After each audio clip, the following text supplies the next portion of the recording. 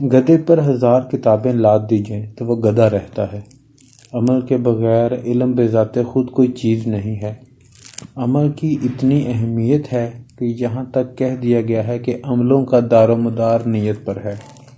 ایسا ممکن ہے کہ علم کی کمی ہو، عمل اتنا طاقتور ہو کہ پاکستان بن جائے۔ جنہوں نے پاکستان بنایا ہے وہ سارے لٹے پٹے آئے تھے۔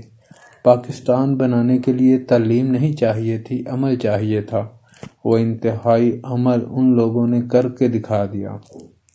دنیا کا 11 سالہ امیر ترین شخص رہنے والا بل گیٹس ہے، جس کی تعلیم معاشرے کے حساب سے صرف میٹرک ہے۔ اس کے پاس صرف عمل تھا جس کی وجہ سے وہ اتنا امیر ہو گیا۔ یہ ایکشن ہوتا ہے جس میں آپ چاند پر جانے کا علم نہیں حاصل کرتے بلکہ چاند پر پہنچ جاتے ہیں۔ مثال کے طور پر آپ کسی سے پوچھیں کہ بلب بنانے کا طریقہ کیا ہے اور وہ بلب پر تقریر شروع کر دے۔ آپ پھر پوچھیں بلب بناتے کیسے ہیں، وہ پھر تقریر شروع کر دے۔ آپ پھر پوچھیں بلب ہوتا کیا ہے، وہ پھر تقریر شروع کر دے۔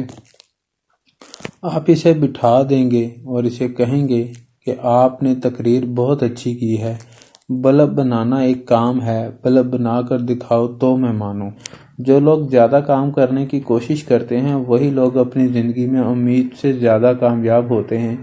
یہ لوگ غیر معمولی نتائج دیتے ہیں اور غیر معمولی زندگی گزارتے ہیں۔ اس لیے علم اور عمل دونوں ضروری ہیں۔